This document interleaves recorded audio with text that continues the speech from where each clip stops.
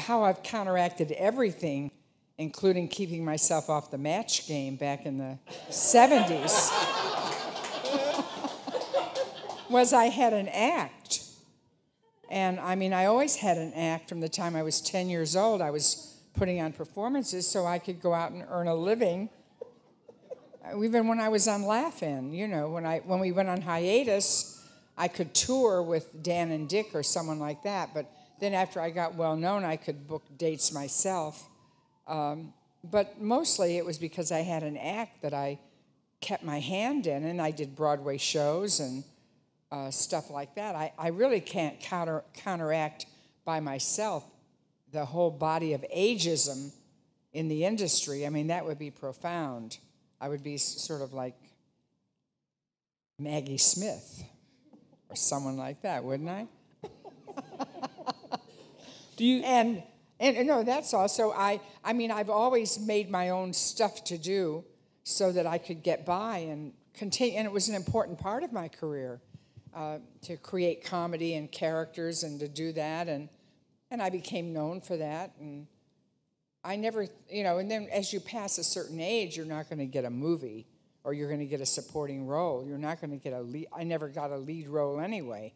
I was never a leading lady in that sense. In fact, I can tell you my career in a second. I was typing customer service tapes or, you know, product at the Plaza Hotel in between jobs. I'd been on the Gary Moore Show for 3 performances, and they booted me off, and because I argued with everybody about the material.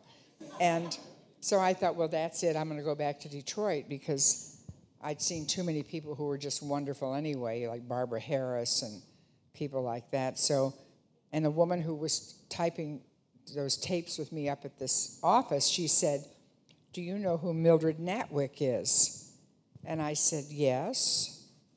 And she said, "Someday when Mildred's old or she goes, you're going to get her parts." And she was already a woman well into her, I would dare say, maybe pushing 60, wouldn't you? I mean, barefoot in the park.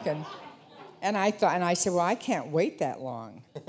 That's just too long to wait for a part. So anyway, that's how I fought it. That's how I really fought the inability to get work was I had always started by creating stuff for myself to do, which I did even as a child, but I didn't know I was creating stuff for myself to do. I was just playing on the back porch, making up shows. Are you still creating now? Yeah, to some extent.